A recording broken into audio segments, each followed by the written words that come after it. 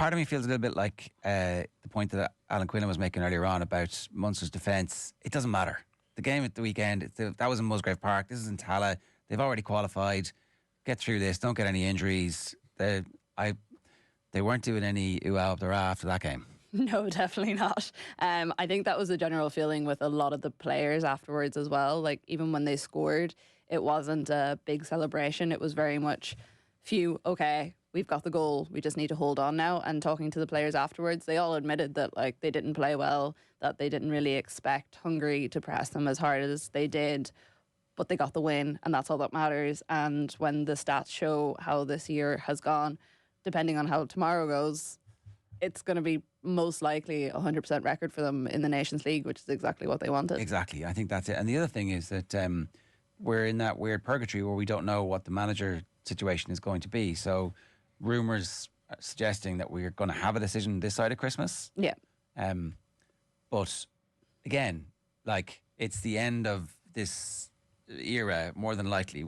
It might not be, but it probably is, right? It's definitely... On balance, is it trending that direction? Yeah, I think it's definitely the end of the Eileen Gleeson side of things, I think, anyways. Whether the coaching staff that are there will stay on is to be seen. I wouldn't be surprised if they did. There seems to be a really good relationship being built there. Now, obviously, someone might come in and have their own people, but I also think whoever does come in, if it isn't someone from an Irish background, will benefit quite a lot from having that sort of knowledge within their team. And they all seem to get on really well, and they're getting on really well with the players. Like, it's probably the first time I've really noticed since Vera, like it didn't really happen as much in Vera's reign, where after the matches all the players are making sure to mention different members of the coaching staff and specifically calling out things that they were doing for them to help them. So I don't think it would be a bad idea at all if whoever comes in next does keep at least some of the people on there.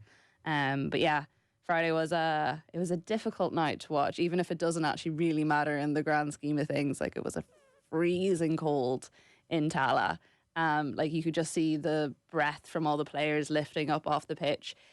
Katy McCabe wasn't really in the game all that much, I didn't think. You know, our midfield was really, really crowded. We really struggled to get the ball out to the wings, to the likes of Heather Payne and Izzy Atkinson. Now, Payne was player of the match and totally deserved it, because she was one of the few that, like, did actually, I suppose, contribute to running forward and developing her play.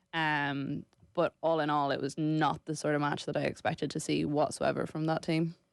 Is there any... We touching it with Sue Ronan on Friday, but Kathleen, your thoughts on that bit of... They've had so much to prove over the last number of games with everything that had gone on before, so that mindset has been... They've not needed any motivation, because it's been, well, we need to prove everything we've done was right, and maybe that was the evidence that we saw with sort of scoring a lot of goals, easing past teams that admittedly maybe have lower quality. I'm not saying that Friday night was like now the end of that, but there is a new era in every regard, even including the mindset of the playing group. Yeah, definitely. And I think it's funny you mentioned Sue Ronan, because I was actually talking to her about this exact thing at half-time, because she was doing co-coms beside me for RTE, and she was saying, you know, they looked like they lacked motivation in that first half. They looked really leggy. They looked like they were, you know, struggling to get themselves up to the occasion, if you want to call it that way, because obviously it wasn't a massive occasion in that we've already qualified. But also there is the other side, that it's their last home game in Tallaght in what has been, you know, a very historic year for the team.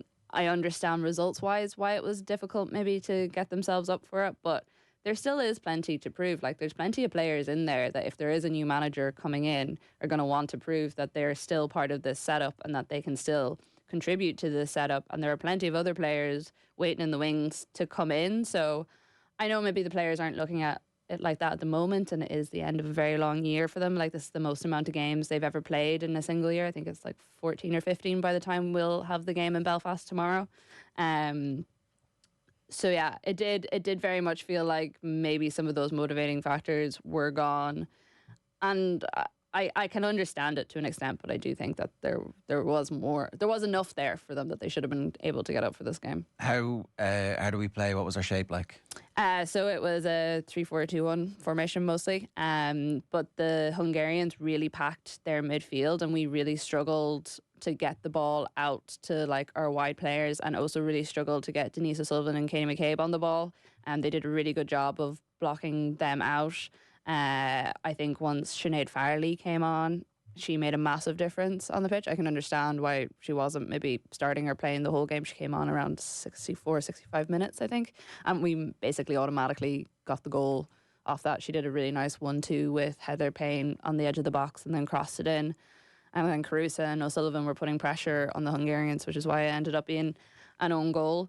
But I think there was a couple of times where Katy and Denise were both running straight into the heart of the defence and basically playing as like centre backs just to get the ball, which is something we haven't seen with this Eileen Gleeson team, partly because of the opposition, but it is also the sort of play we used to see from them whenever we were playing tougher opposition and they were frustrated with not getting the ball. So that wasn't great to see, because I was like, even if it isn't going well for us, I wouldn't like us to fall back into those sort of habits, especially considering the opposition. We should be able to be fluid enough to change ourselves up that doesn't become an issue. What's that down to? Are they freelancing and actually causing the problem? I think they freelancing a little bit. I think they both get incredibly frustrated when they're not getting the ball that they want, so they just decide to go and take it themselves, which sometimes it has been required in the past when we've been playing better teams because they are our best players and they can play the ball that way. But I think against the likes of opposition like Hungary, we should be able to change things up ourselves within the squad that doesn't require them to have to go and do that. Okay. What do you expect from the game in Belfast tomorrow night? A win, hopefully. I am a little less confident as to how comprehensive it's going to be. Like, Northern Ireland still have a vague chance of getting second place in this group if they beat us or if they get a result. I think Hungary are pretty much setting it if they beat Albania, which is probably likely enough. But still, Northern Ireland actually have something to play for this in this game compared to us, where we are just looking for that 100% record. So I think they're going to bring a little bit more than they did in that game in the Aviva. They're obviously on their home turf. They have less of the big kind of history that was around the day in the Aviva, and the fact that there was a lot of focus. It's a big pitch as well. So I expect a win, but I do think it might be a little bit more difficult unless the team have found some major motivation between Friday and tomorrow. Where do you expect Katy McCabe to play tomorrow night? Because the source of frustration during the World Cup was she's too left and she's too deep, and as a result excessively peripheral for her quality, although she got herself involved in classic style during the World Cup. I was personally excited to see her play much more centrally. It kind of reminds me of how Austria deployed David Alaba when he was at Bayern. He's a fullback. When he's at Austria, get him as central as possible. Do you think it works with McCabe and Ireland? I think it generally does. It wasn't great on Friday, I have to say. She was actually way better when she moved out towards the left wing a bit more. But I think that if it's hard, because if Northern Ireland play like Hungary did, where they press us really hard, they compact the midfield and kind of put pressure on players like Tyler Toland, who is still relatively young, still coming into the squad. I think we're going to struggle in the same way we did as we did on Friday. I've liked the fact that she's been playing higher up, but again, like I said when we were looking ahead to the Hungary match, I don't know how sustainable that is long term. So I don't know how I feel about us committing to it at the moment, knowing that chances are we'll probably have to move her back into that more defensive position come next year whenever we are playing in League A. Now, that's not totally set in stone, obviously, but I just think it's the most likely thing to happen unless we have some sort of revelation with some other player in the meantime, which, I don't think is going to happen. Not too soon anyways, maybe in the next year or so, but not in the next couple of months. Is Atkinson a long-term answer? I think she could be. I don't know if she is the generational talent that Katy McCabe is, but I definitely think that she can really impact a game. She's had some really, really good cameos for West Ham when she's come on. She's still learning. It was interesting. We were chatting to her on Friday after the game, and we were in the media room in Tallaght, and there's the windows are kind of frosted, but there's writing on them, so you can kind of see through. And all of a sudden there was this massive amount of banging on the windows, and it was kids realizing that Katy McCabe was a couple of feet away doing other interviews. And Atkinson had just said to us that, you know, it's great learning from Katy McCabe and that's exactly the sort of player she wants to be. And she just kind of like turned around and like laughed at the kids. And I said to her, I was like, oh, that could be you someday, you know, if you're modeling yourself off Katy McCabe. And she just laughed and she was like, oh, you know, we'll see how it goes.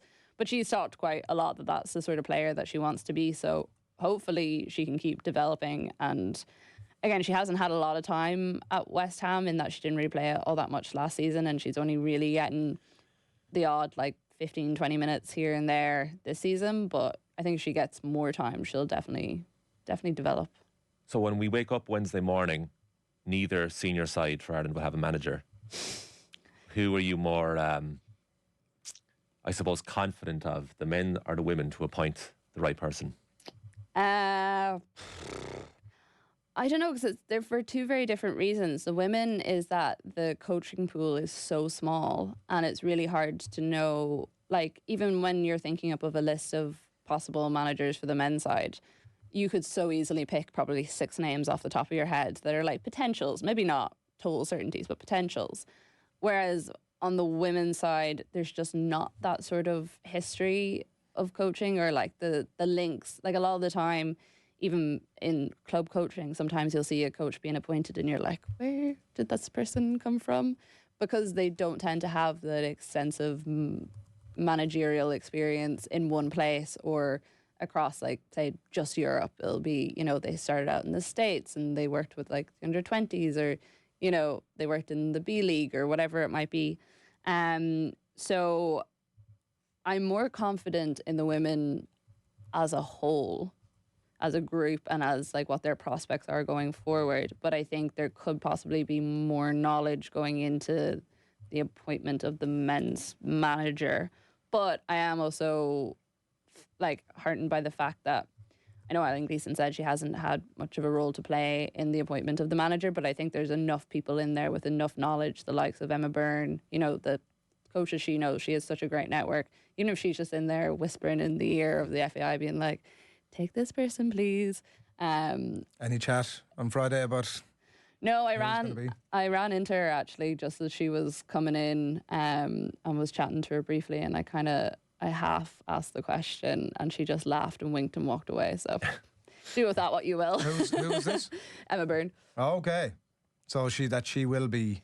I was just like, any word on who your new boss is? Such a smart appointment. That'd be great. Her. But you think her for the full gig? I don't know if she'd take it right now. Okay. Everything she said to me before is that she would prefer to go into a club setup first and then eventually take on. But I also know that she has said on Koi Gig a couple of times that she feels like she's really developed and matured into the role, even though it's been such a short amount of time. So she is assistant manager, like she's not a goalkeeping coach, so you never know. Well, Paul Heckingbottom is going to be free. Mm-hmm. David Ornstein reporting here in the last hour that the Sheffield United boss is set to be sacked. Just one win in 14. Emma Byrne has actually taken over Sheffield United. I forgot they had their transfer embargo, of course, and he brought them up despite of that. And a collapsed takeover too, and loads of player exits. So they've been severely hamstrung, but they've looked really, really short of the required quality to stay up. Like, they got annihilated by Burnley at the weekend. They have previously lost 8-0 at home to Newcastle. So I'm actually surprised he's still in charge, but it looks like that's only going to be for a matter of minutes or possibly hours, or whenever you listen back to this, he could be gone already. But Paul Heckingbottom set to be a free agent. Just to point out, Turkey have won every game in Group C, or League C, and Finland have won every group in League B, and Ireland have won every game in League B. Nobody else has won every game so far. So if we were to finish with a 100% record, it would literally be kind of groundbreaking. So I actually think that Northern Ireland are going to get something from this game. As in they're going to beat us? Well, I certainly don't think we're going to. I don't think we're going to win the game. I think that we should. We should, absolutely. But I think that they can't get themselves up after you play the opening game of the World Cup in front of 80,000 fans, and the eyes of the entire world are on you, and the manager issue happens. However you want to report on that, and they're like, "Oh, what? Northern Ireland at Windsor Park." Well, is there a thing that if it is Eileen Gleeson's last match, and like the team love her, she should confirm to them that this is the end of it. Yeah, and that's good management if she does that. Where do we sit on an old Northern Ireland rivalry? It's not one to be introduced into the conversation at 20 to 10 of a Monday morning, but You love it though, Adrian. what are we thinking? I think, well, there's always going to be that local derby element, but like a lot of the girls play with players from Northern Ireland, so I don't think, like in the club side, so I don't know if there's that massive, like, you know, Hatred. do or die hatred sort of rivalry. It's just a local derby where everyone's like, oh yeah, there's a bit of something to this, but it's not. Windsor Park, though. Come on, Kathleen. I'll tell you how I find it after tomorrow, That's Adrian. right, yeah.